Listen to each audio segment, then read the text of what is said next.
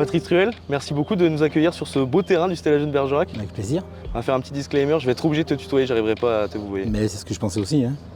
Et je vais pas te demander de te présenter personnellement, mais est-ce que tu peux présenter le club Stella et particulièrement la section foot, donc le Stella Jeune Bergerac? Oui, mais le club Stella, il a 94 ans. C'est un club omnisport où vous retrouvez de la gymnastique, du football bien sûr, une randonnée et une colonie de vacances.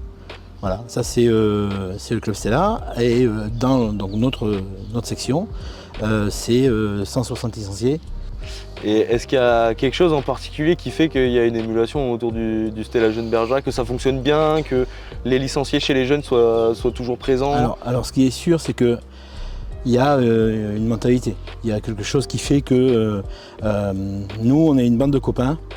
On a joué au foot, moi j'ai commencé à l'âge de 6 ans au club Stella. J'habite au bout de la rue, la plupart de mes potes qui sont avec moi au club sont du quartier de Bonnefond. Voilà, et on a aimé cet esprit camaraderie, on a aimé cet esprit familial. Donc on est, quand on a repris le club, on a inculqué ça aux gens qui venaient nous voir, quoi. De toute façon, il faut bien penser une chose, c'est que le club Stella, on n'est que locataire de ce club. Il y en a eu avant moi, il y en aura certainement après moi. Et le but du jeu, c'est que nous, on puisse inculquer cet esprit et que les gens se sentent bien ici, les gens aiment venir ici, les gens aiment continuer à jouer. On a depuis 5 ans créé des seniors, mais ces seniors viennent de la base, viennent des garçons qui ont commencé il y a 15-20 ans. Et justement, là, si on a choisi de vous mettre à l'honneur ce mois-ci, c'est parce qu'il y a eu un petit peu d'actu côté du Stella. Le club a remporté la départementale 2.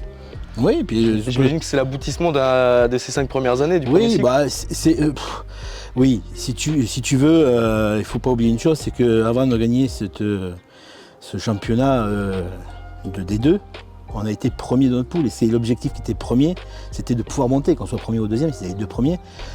Donc l'objectif atteint. Après avoir gagné cette finale, ça a été la cerise sur le gâteau.